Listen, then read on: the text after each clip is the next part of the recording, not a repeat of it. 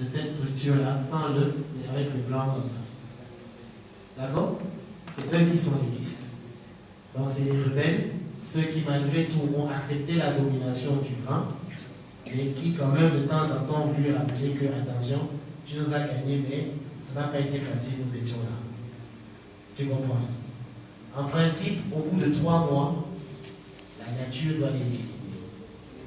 Si, malgré tout, ils ne sont pas éliminés, ce qu'on fait, c'est on met l'ovaire au repos. On met l'ovaire au repos en lui donnant, en mettant des pilules. Lorsqu'on te donne des pilules, on met l'ovaire au repos. Quand on met l'ovaire au repos, en fait, ça empêche qu'il y ait la fameuse bagarre. C'est comme si vous mettez les 500 follicules qui doivent chaque fois partir, vous les mettez en prison. Tu comprends? Donc l'ovaire se met au repos et les 500 sont en prison. Donc comme ils sont en prison, ils sortent là d'abord. Donc c'est une façon de leur faire comprendre que si vous voulez maintenant sortir de la prison, sachez que vous devez rester calme. Tant que vous êtes têtu, on vous met en prison. Et c'est ça en fait le rôle de la pilule dans ces cas-là. D'accord? Maintenant, si ça persiste, ça veut dire que ce rebelle, attention, lui-même il s'est transformé maintenant.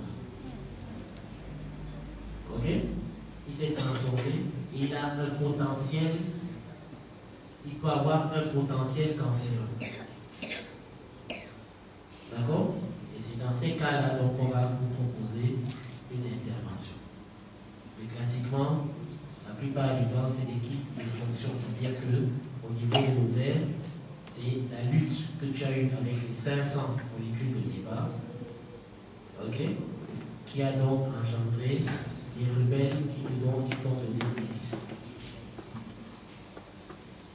C'est compris?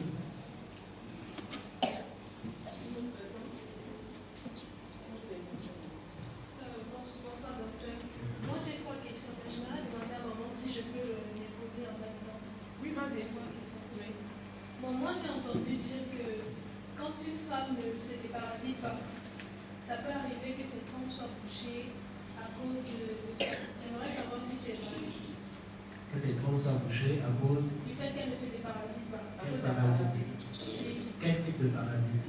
Bon, très souvent, quand j'étais au pays, bon, c'était avec mes cousines, elles me disaient très souvent que si tu ne te déparasites pas, puisqu'en principe, plus personne ne peut te déparasiter tous les 3 mois avec les personnes et tout. Mais si tu ne le fais pas, tes trompes se bouchent. J'aimerais savoir si c'est vrai. D'accord. Alors, je vais te taquiner en disant je viens d'un moment où on répond aux questions par les questions. Alors, classiquement, les vers parasitaires se retrouvent dans l'intestin. Dans l'intestin. Ok?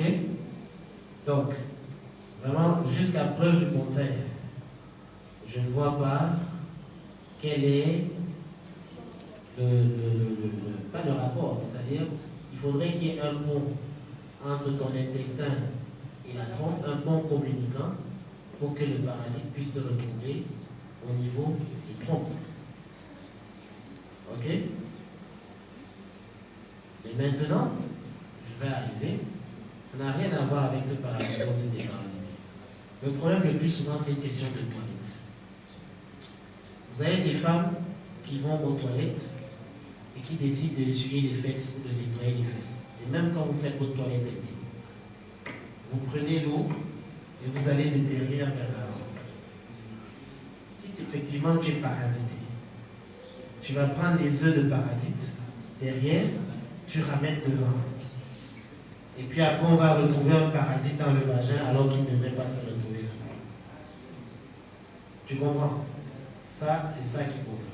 Idéalement, parmi les infections que l'on retrouve sexuellement transmissibles, il y a des parasites.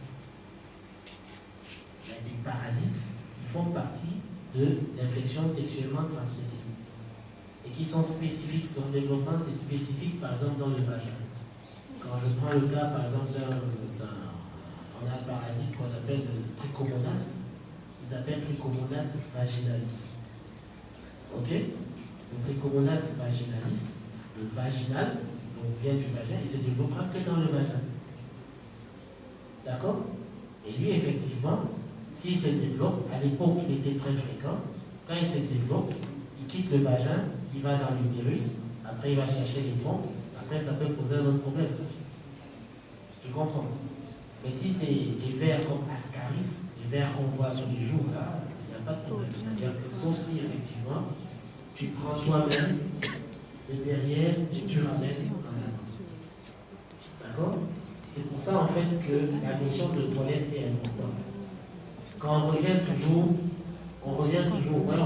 sur la notion de toilette. Parfois, en voulant être trop propre, on a des gestes qui sont en train de nous fatiguer beaucoup plus.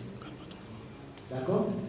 Il y en a qui vont te dire non, mais elle va derrière. Je suis d'accord, elle nettoie en allant derrière.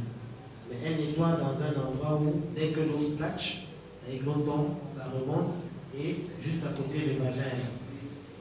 Ou bien elle met l'eau par devant et elle nettoie derrière. Et parfois on fait comme ça. En faisant ça, on ramène l'eau un peu en avant. Le parasite, lui, n'attend qu'un seul endroit. Il suffit juste d'un poil qui soit passé à ce niveau, il se fixe et il remonte. D'accord?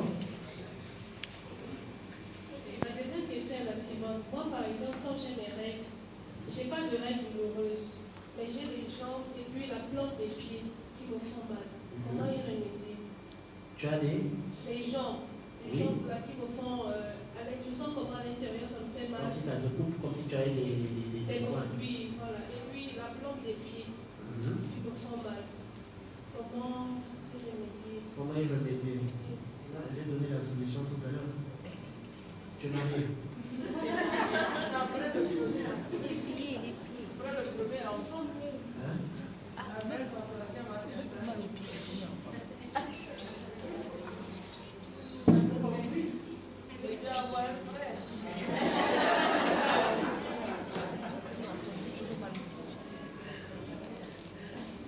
La troisième question est la suivante. Moi, je m'attendais aussi à ce qu'on, je ne sais pas, je m'attendais à ce qu'on puisse parler du planning. Une fois que, nous qui sommes jeunes filles, une fois dans le mariage, comment planifier, espacer les naissances?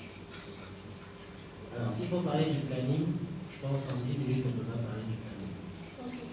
D'accord? Je ne refuse pas qu'on peut en discuter en long et en large. Il faut déjà être en accord par rapport à la situation. Je dis, il faut pouvoir déjà être marié.